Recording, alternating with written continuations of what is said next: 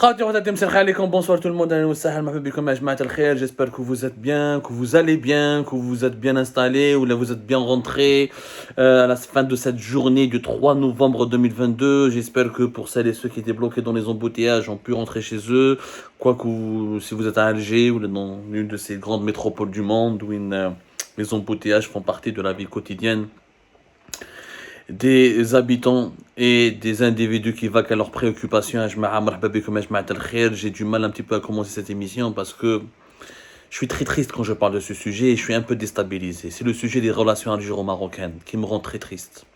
Je suis vraiment très triste. Je suis un idéaliste. À la belle et je suis un idéaliste et beaucoup d'entre vous ont du mal à comprendre pourquoi je lutte et j'œuvre pour le rapprochement entre les deux pays, entre les deux peuples et pour obtenir une désescalade entre les autorités des deux pays et pour faire enfin cette Maghreb uni. Beaucoup d'entre vous n'arrivent pas à le comprendre et beaucoup d'entre vous malheureusement ils sont conditionnés par cette idéologie haineuse qui passe son temps, qui a véhiculé, a semé la zizanie entre les deux pays et à nous faire croire que Algériens et Marocains nous sommes condamnés à rester des adversaires. On n'est pas condamnés à l'être et nous avons tant à gagner si on prend conscience, nous sommes beaucoup plus complémentaires qu'adversaires, que nous pourrons être heureux que lorsque l'Algérie et le Maroc pourront se réconcilier définitivement pour bâtir un Maghreb commun. On l'a expliqué mille et une fois. Il y a un petit point sur lequel peut-être personne n'en a parlé, dans la déclaration d'Alger, qui est le document final qui a été adopté et signé par l'ensemble des participants, les chefs d'État et les représentants des 22 pays membres de la Ligue arabe à la fin de la cérémonie de clôture de ce 31e sommet de la Ligue arabe à Alger. La déclaration d'Alger qui a été élue d'ailleurs par, je rappelle toujours, par l'ambassadeur algérien représentant de l'Algérie, le représentant de l'Algérie auprès des Nations Unies, M. Nedel Arbaoui. Dans cette déclaration, le Maroc figure, et ce qui figure encore plus, ce qui est quand même drôle, hein, ça nous fait rire, ça devrait nous faire pleurer quand même. Ce qui est drôle, c'est que il y a un chapitre dédié au soutien de l'ensemble des pays arabes dans l'Algérie pour le Maroc, un soutien qui a été exprimé au Maroc pour l'organisation prochaine au Maroc du 9e Forum mondial de l'Alliance des civilisations des Nations Unies les 22 et 23 novembre prochains dans la ville de Fès. La ville de Fès, l'une des plus importantes villes du Maroc, on salue beaucoup les habitants de Fès et tous les Marocains qui nous regardent, qui sont de plus en plus nombreux à nous regarder, les Marocaines et les Marocains qui sont fidèles aussi à nos émissions à Algérie Part. Je les remercie amplement. Au Maroc, donc il y aura le 9e Forum mondial de l'Alliance des civilisations des Nations Unies le 22-23 novembre prochain, et la déclaration d'Alger qui est encore une fois le document final qui acte et qui résume les points conclus ayant été étudiés et validés par les chefs d'État des pays membres de la Ligue arabe et qui feront des points communs qui permettront de mettre en place une politique commune au niveau des pays, au niveau de la Ligue arabe. Le Maroc a bénéficié du soutien de tous les pays, y compris de l'Algérie. Donc voilà, quoi qu'il en soit, le Maroc a été présent, même si certains dirigeants algériens ont tout fait pour mépriser le rôle, humilier le Maroc, ou négliger son rôle, le minorer, ou le réduire à une posture insignifiante, ou l'écarter des des projecteurs, afin qu'il ne soit tout simplement fantomatique. On a voulu, certains dirigeants algériens en tout cas, ont tout fait pour que le Maroc ait un rôle fantomatique dans ce sommet-là. Ça n'a pas réussi à 100%, puisque le 5e point de la déclaration d'Alger qui concerne la situation internationale, elle affirme que les pays arabes doivent soutenir soutenir l'ensemble des pays membres de la Ligue arabe qui vont abriter des événements internationaux. La déclaration d'Alger dit d'ailleurs clairement, et je vous la cite: nous exprimons dans ce cadre, affirmer la nécessité des États arabes de jouer un rôle imminent dans l'organisation des grandes manifestations internationales qui se veulent des événements importants et structurants des relations internationales. Ça, c'est l'un des articles de la cinquième partie de la déclaration d'Alger qui suggère et qui conseille et qui demande et qui encourage les pays arabes à candidater pour organiser le maximum d'événements internationaux afin d'améliorer l'influence du monde arabe partout à travers la planète et de promouvoir une autre image du monde arabe et de permettre au monde arabe d'avoir une certaine influence, pas uniquement à travers le pétrole et le gaz, mais aussi à travers la culture, la géopolitique, la diplomatie ou le sport. C'est pour cette raison que la Ligue arabe a affirmé la nécessité, les pays arabes, ou les leaders des pays arabes ont convenu d'affirmer la nécessité pour les États arabes de jouer un rôle éminent dans l'organisation des grandes manifestations internationales qui se veulent des événements importants et structurant des relations internationales. Dans ce cadre-là, alors, les participants au 31e sommet de la Ligue arabe à Alger ont décidé de soutenir l'Égypte qui s'apprête à abriter donc la 27e session de la conférence des États sur la Convention cadre des Nations Unies sur le changement climatique au mois de novembre prochain, ce sera la semaine prochaine, la COP27. Le Qatar qui va abriter la Coupe du Monde de football en 2022 à partir du fin novembre prochain, il a bénéficié du soutien unanime des pays arabes.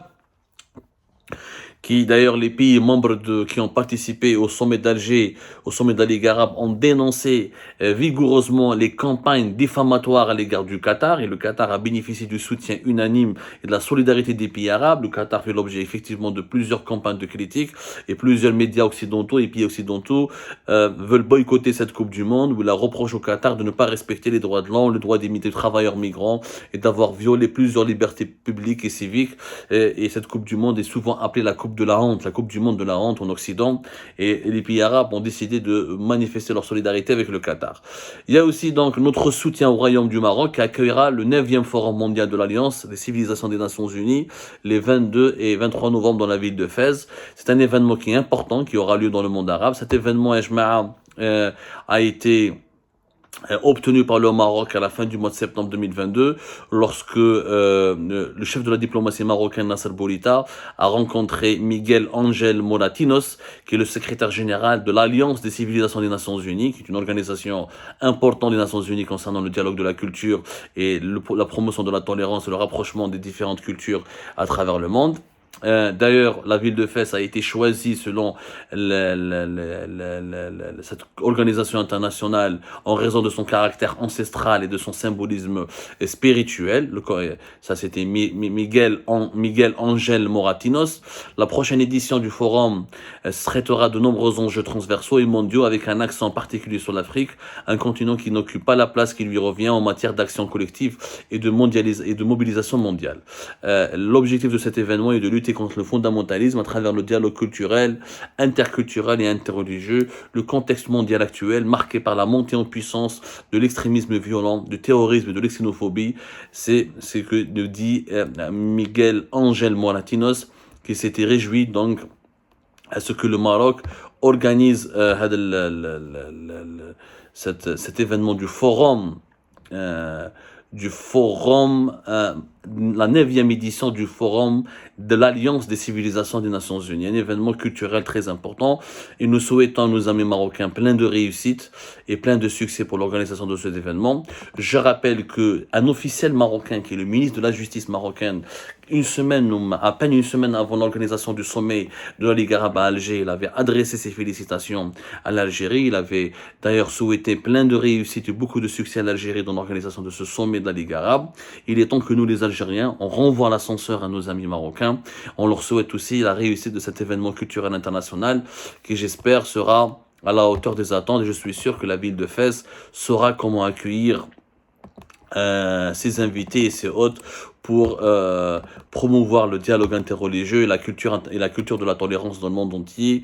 Les Algériens, je pense, seront nobles, et ils ont cette noblesse de l'âme, et sauront comment dirais-je, comment encourager le Maroc pour garantir la réussite de cet événement. Et je suis sûr que le Maroc il a toutes les capacités, les atouts nécessaires pour réussir un tel événement.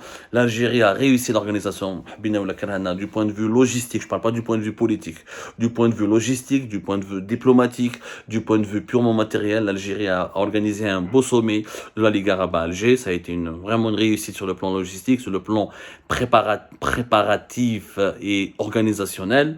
Et il faudra saluer les officiels algériens pour cela. C'est une bonne chose que le Maroc paraisse, encore une fois, dans la déclaration finale qui a ponctué et qui a résumé l'ensemble des points conclus par tous les participants de ce sommet, de ce 31e sommet arabe à Alger.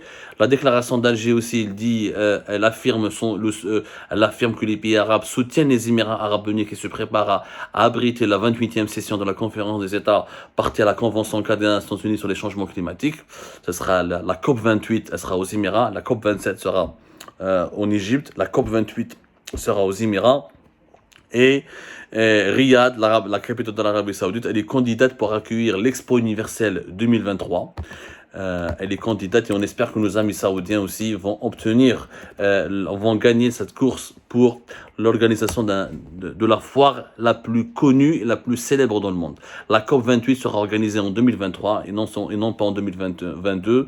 En 2022, ce sera l'Égypte. En 2023, ce sera les Émirats arabes unis. Donc il y aura pas mal d'événements internationaux qui seront organisés à travers les pays arabes. J'espère que l'Algérie fera de même et va s'inspirer de l'Égypte et des Émirats arabes unis, des autres États qui ont contribué, qui ont réussi à remporter le mérite et l'honneur d'organiser des événements aussi influents qui drainent des millions de visiteurs et qui permettent à ces pays-là de soigner leur image à l'étranger, de drainer des investisseurs et d'améliorer leur influence.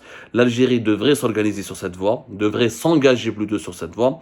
Et en guise de conclusion, on le voit bien, malgré toute l'hostilité apparente, malgré les malentendus, malgré les tensions vivaces qui ont prévalu dès la réunion préparatoire pour la tenue du sommet de la Ligue arabe à Alger, cette fameuse réunion à laquelle ont participé au départ uniquement les ministres des Affaires étrangères des pays arabes, malgré les attaques et les guerres médiatiques, malgré les rumeurs, malgré les fake news, malgré la propagande, malgré la désinformation, malgré les manipulations, malgré les mensonges, le Maroc figure sur la déclaration d'Alger et il a bien figuré dans les conclusions de la déclaration finale, du document final du sommet de la Ligue arabe à Alger. Cela prouve que l'Algérie ne pourra pas continuer à ignorer le Maroc et le Maroc ne pourra pas ignorer l'Algérie. Les deux pays sont condamnés à travailler ensemble, à coexister.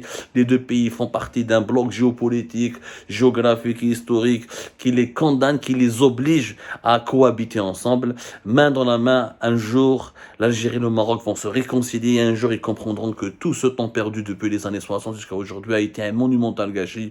Si on avait scellé la réconciliation algéro-marocaine et on avait lancé le Maghreb depuis les années 70, aujourd'hui le Maghreb aurait été une importante puissance économique et une puissance politique même émergente.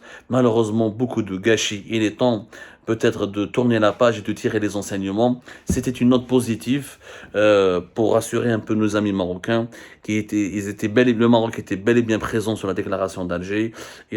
Personne n'a pu l'effacer définitivement et espérons que des événements internationaux seront organisés prochainement en Algérie et verront la forte participation de nos frères de nos frères marocains et de nos sœurs marocaines. Prenez soin de vous. À demain, Inch'Allah, pour d'autres éclairages et d'autres émissions.